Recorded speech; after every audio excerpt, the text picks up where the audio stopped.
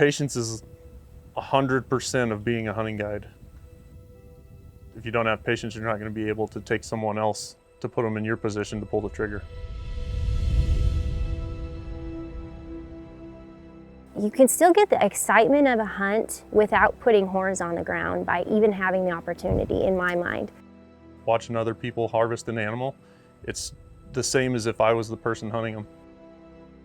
As a hunter, if you get to the point where you lose that excitement, you may as well just quit hunting. Because that's what we're all out here for, is that adrenaline rush that you get when you hunt. I've worked in a lot of different places just to figure out where I wanted to be, to where I could be the most successful with my clients. Currently, that's in Newell, South Dakota.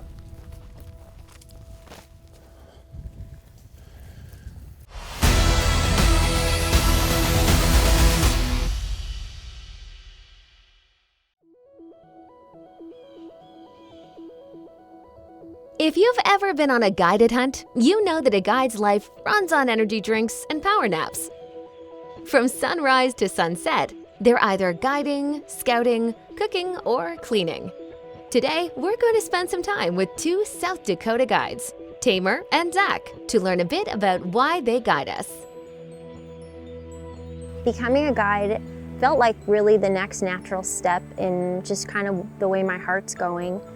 I was in the medical industry for many years, over 15 years in radiology. I worked in X-ray, women's imaging, that type of thing, biopsies, making good money, having a solid paycheck. It just wasn't where my heart was anymore.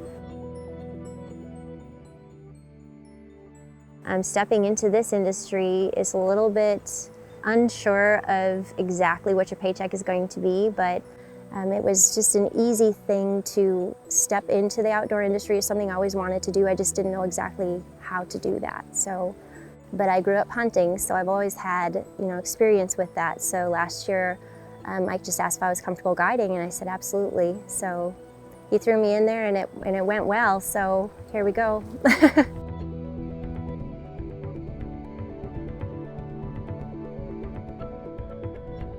I'm Zach Heron, and I represent Charge Hunting Adventures here in Newell, South Dakota. So I started out guiding turkeys in Oklahoma, and I moved on to pigs and whitetails and antelope and mule deer in the Panhandle. I went to South Fork Outfitters in Minden, Illinois, guided whitetail hunts, and then I moved up to Montana, started guiding whitetails, mule deer, turkeys, antelope, elk, and then now I'm currently in South Dakota. My favorite part about being a guide would probably be the adrenaline rush that I get watching other people harvest an animal. It's the same as if I was the person hunting them. We haven't even been here an hour. Wow. Patience is 100% of being a hunting guide.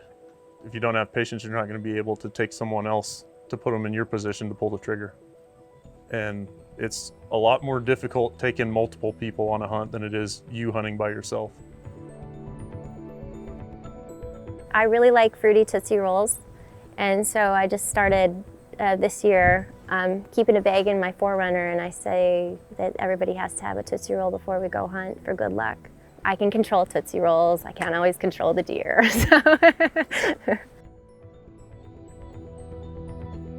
The thing that I try to keep in mind is I try to control what I can.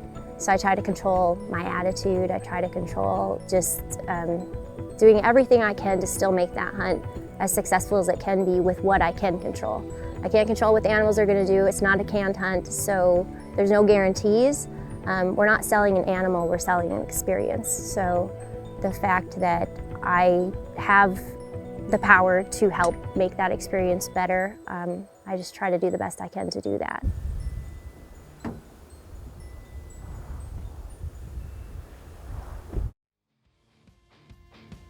Modern Hunter is brought to you by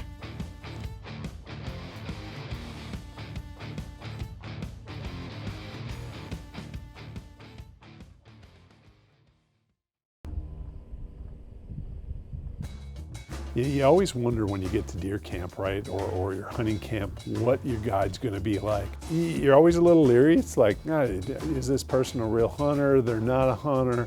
Headed to South Dakota. This one, I actually had a woman, first woman ever. Her name was Tamer. My favorite hunt in Africa, the buffalo for sure.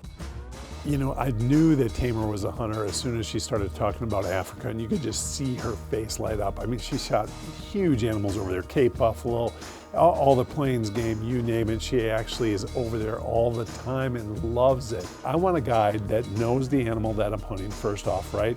I want them to know the area that they're hunting so they're familiar with it. So if we see an animal going to one draw, they probably know where he's going to come out on the other side. Or if you see him going in a draw, where he likes to come out at night. Those are all things that I like to see in a guide. And Tamer definitely fit that bill. Zach, right away, when you talk to Zach, I could tell from his eyes, he's intense, right? I mean, you could just see it and feel it as a guide. That's the kind of guide I want. I want that guy that wants to go above and beyond. They take it personally of getting you an animal, right? So they're constantly on the go. They're gonna push you to your limits. But that's a good guide, right? Sometimes they gotta push that hunter. Let's face it, I'm not the best guy that's probably in shape, so I'm probably gonna have to get pushed up to go up the mountain or down the mountain. And when you got a guy like with Zach, and they're so passionate, the way they talk, the way they know the animals, you're gonna follow them anyway. You're gonna find a way to get to the top of the mountain in a very quick amount of time, because you know that if you follow them, you're gonna be successful. So we're in South Dakota hunting with Charge Adventures. Tamer, my guide, had done a great job pre-scouting, right? So she knew where the antelope were gonna be, put me in the water hole that knew was getting a ton of traffic. Now the rest is on me. Unfortunately, I failed.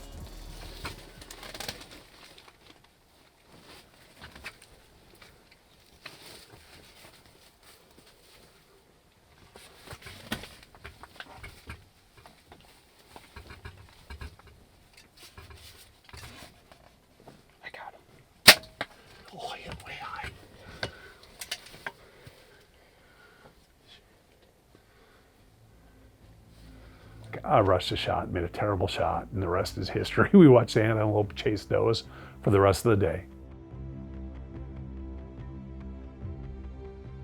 A lot of people think the harvest is the most important thing in a hunt. To me, it's the memories. It's the people in camp, right? I don't care if I harvest an animal, but it's still a great time. Anytime you get in camp with other individuals that are fun to be around, guides, cook. Mike's staff was fantastic. The other hunters in camp were fantastic. All in all, it was a good trip, even though I wasn't successful. A brother and sister combination had much better luck with Zach. Not that he's a better guide, they were just better shots. Just take a deep breath. Just...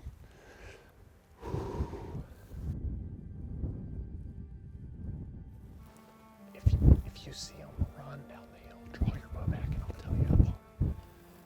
So he's running off the right side of this rock. You can get a little left behind that one. Stand up.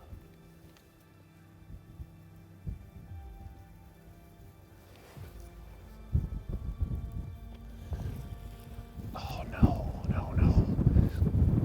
Dang it. That's okay. Get on another one tomorrow.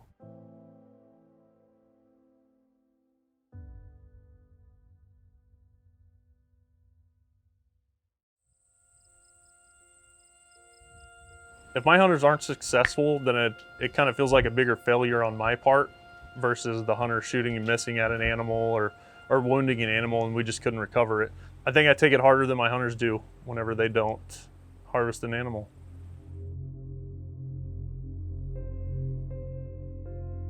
Unsuccessful hunts, obviously, it all depends. Unsuccessful hunts where a client hasn't even got an opportunity, man, that just stinks all around. I'm telling them there's a very good chance of that opportunity. So then when that doesn't happen because of things out of our control, it is very frustrating. If they've had an opportunity or multiple opportunities and go home unsuccessful, you know, I feel like you can still get the excitement of a hunt without putting horns on the ground by even having the opportunity, in my mind. And I feel like as a hunter, if you get to the point where you lose that excitement and you don't get a little bit frazzled before you shoot, you may as well just quit hunting. Because that's what we're all out here for, is that little bit of adrenaline rush that you get when you hunt. But since this is hunting, and as hunting goes, nothing is guaranteed. If it was guaranteed, it wouldn't be a true hunt. As a guide with experience with multiple different people from various age ranges, you can see it on their face, the look of failure. And as a guide, our job is to keep that spirit up and keep the bad stuff down. Stay tuned. You're watching Modern Hunter. We got to where we were going to chase a big mule deer buck that I'd been seeing every day, and I got my hunter within 20 yards of him. That was probably the number one deer that I wanted to kill the whole season. They're right there.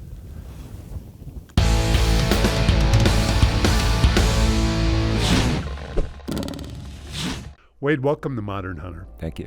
Wade, let's talk about the Apex Challenge. You're doing it a little bit with some of your pro staff members. We're part of it. I'm hoping I shoot a booner, and I'm going to tag those guys. I want to know who's part of it. The Apex Elite Challenge that we're offering to all of our Apex partners this season. Obviously, it's Deer and Deer Hunting, the pro staff here at Deer and Deer Hunting. We've got Whitetail Frenzy, the pro staff there. We have Midwest Whitetails involved. We have Nick Muntz involved at some level as an ambassador. So there's a number of really good organizations and brands involved with our Apex Elite. And how that challenge is going to work this season, as you go and hunt all across the Midwest this season, you get to harvest, you're going to harvest how many deer maybe? How many deer does your pro staff team harvest each season, you think, average? 7 to 10. Well, your top, more. Top 4 scorers are going to be a cumulative score on overall antler mass, and the top scoring brand at the end of the season, we're going to donate $10,000 to your conservation organization of choice, which is super cool. And at the end of the season, it's just, you know, as hunters, your team, your organization, your family, friends, you're going to go out there and you're going to enjoy the outdoors. But this is a great way to, once again, promote selective harvest, promote conservation. That's what we really want to be a part of. Yep. And hopefully let hunters know about the opportunity this season that just be Deer and Deer Hunting's doing this, and they have an opportunity to do it as well. I'm sure if you follow social, you'll see a bunch of posts on it. I am kind of disappointed you got Iowa Whitetail guys on, because I know most of those guys have Iowa tags. I don't have one, so that gives them an advantage right there. Yeah. But whether you're on big deer or not, it doesn't matter, because when it comes to the rewards that we offer hunters, just being on the board, and it may be a selective harvest for you as a hunter, maybe a 110-inch deer, and it may be your best deer ever. But just having that deer on the board puts you in an opportunity to win big rewards. And just knowing that your participation as one of the select hunters in your state is benefiting conservation at the same time is an important thing. We want our Apex hunters to know that they make a difference for the future of hunting. Great.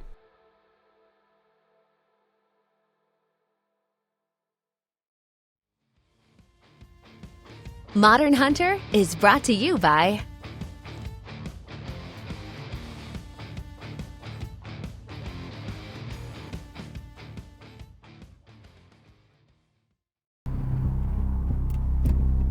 There's no way this is a little deer.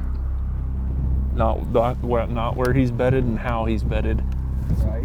With the little deer out in the wide open looking out for him. There's got to be a big deer in there. I'm telling you, we'll be able to crawl right down in there pretty close. As long as it's a shooter deer, we'll be all right.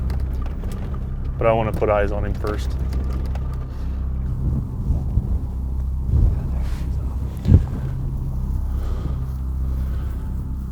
He's walking across that. He's walking across that flat by himself. Hopefully he goes and beds by himself.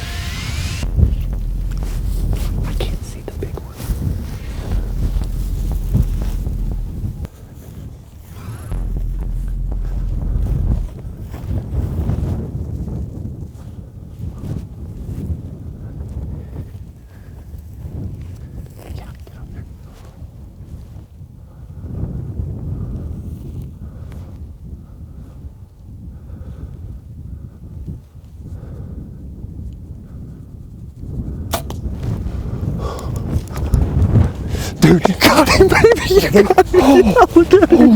Look at him. That's okay. You got him a little far back. But that's all right. It's all right. She's not even paying attention. Rebecca, did he go down? Yes! Yeah! Dude, that was like 10 yards! Hey, He's down! Yes! Right there! dude, he's right there. Oh my God. Dude, 10 yards. That was 10 yards. That was How freaking absolutely sweet was that? Let's go. There's a reason it didn't happen last night. I know, man. That's what I'm talking about.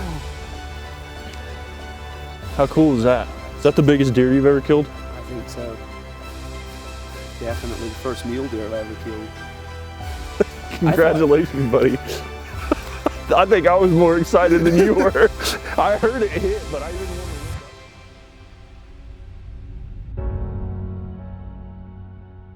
The level of excitement for me when I walked up on that deer was, I don't even know how to explain, because I've watched that deer since August in Velvet, watch all the deer he hung out with, and we ended up harvesting that deer on the last week of archery season. Now the fun part. You know how far away from the truck we are? A long ways. At least it's not like a... I gutted the deer for my client because that's usually what we always do. And we all just kind of laughed about how we were going to get this thing out of this ravine, and we took turns dragging him up the hill, and I told him to leave him there and I'd go get the Suburban, and when I came back he was already halfway to the truck. He just got heavier. Just watch out for cactus.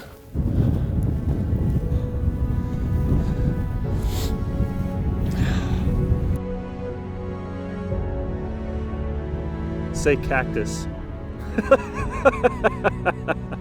We want every hunter that we guide to be successful. A lot of people think that we're guides, we're going to get paid regardless, but it's not the same. We develop a friendship with our hunters over just a few day period that you can't get anywhere else. And at the end of the day, at the end of their hunt, we want them to be successful every time they come out with us, because that keeps them coming back and that keeps us with return clients that we know those clients and they're super awesome. You know, you hope every hunter that you have is happy, and we've been on deer every day. Antelope, they both ended up harvesting 2 antelope with their bows before we even started chasing the mule deer. And at the end of the day, I just hope that they had a great time, and I hope to see them again in the future.